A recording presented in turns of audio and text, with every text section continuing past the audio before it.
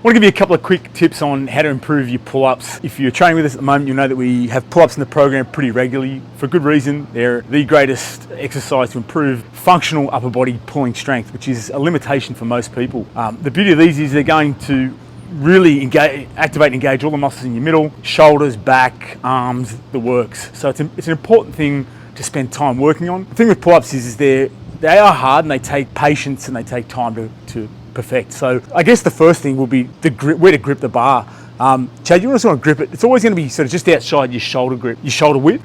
Generally, we're always going to be doing these overhand grip pull-ups most of the time at the shake-up, so that's all we're going to talk about today.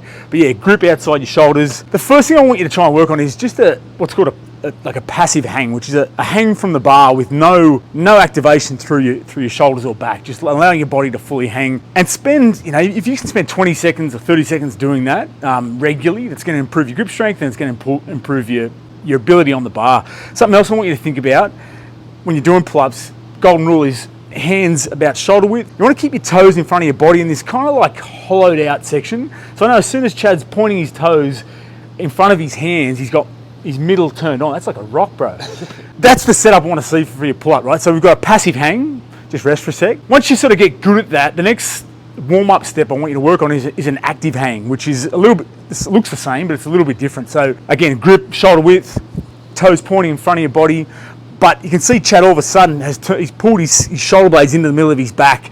He's sort of pulling down on the bar, and there's a lot of traction through his back. And that's an active hang.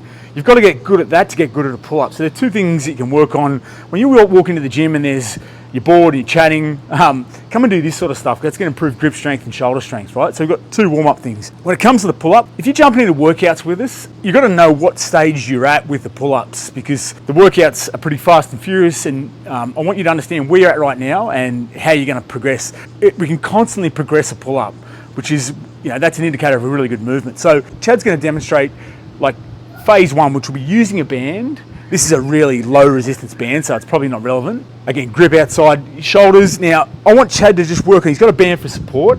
He's going to jump off the ground, try and hold at the top just for a second, and then work on that negative, the time it takes him to come back down. So he's going to jump, hold, and then about a 2-second down and reset again. Go again, bro. Jump, hold, and so that's a negative. That's a loading on the way down, which is really important for a pull-up. If you kind of get the hang of that, you feel like you've nailed that, you're going to use the band without the jump. So the band is giving you all the support. So he's got his toes in that hollowed out position, come up. So always hold for a bit if you can. These are strict pull-ups. So we don't do a lot of keeping pull-ups. We're just working on strict pull-ups at the moment. This is perfect. So I know that for Chad, that's his band. Now, if you're starting out, you're probably going to have a broader band, like a big broad one, a green one, a blue one, or a purple. Find what's relevant. Once you get that, you can kind of do them well. Clearly, you come down in band resistance. So the black is our lowest resistance, which means it's going to be the hardest. Now, I know Chad can do that. So once you feel like you're getting these done and they're a little bit easy. Again, it depends on the type of workout. In a high volume, high repetition workout, it's a bit harder. But in one of our strength workouts, you get a really clear indication of where you're at. And if this has become too easy, it's time to just work on a strict pull-up with no assistance, right? So for Chad, just grab the bar again, bro. Again, grip right, toes pointing forward. And this is a strict pull-up for Chad. So he's coming from the ground with no kick. Again, control at the top, and then that, two more, bro. What I like about the way Chad does them is he's not dropping. He's loading up and loading on the way down. So it's a great strict pull-up. The last progression for a pull-up will be to, Jesus, bro, you got to fucking, Chad's just chucked a 16 kilo kettlebell on there. I was going to suggest like a 5 plate or something.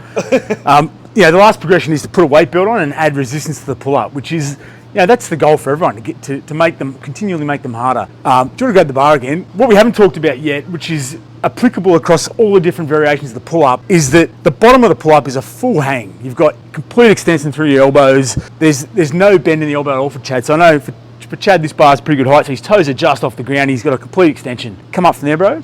So Chad's got 16 kilos on this, but his movement, his form doesn't change. He's still got that strict. So for Chad, that's a full hang. His lats are completely extended. And that's the goal through all the different levels. It's always going to be a full hang from the bottom. And if that means your feet are on the ground, that's okay. Particularly if I don't mind, just do 2 more, man, sorry. I don't mind if you stabilise at the bottom, so you're coming off the ground, getting through the movement, steady on the way down, and then I don't mind you resetting with your feet down, but no kick, if that's the stage you're at. But it allows you to get that full extension through your elbows. Whew, that's a weighted pull-up.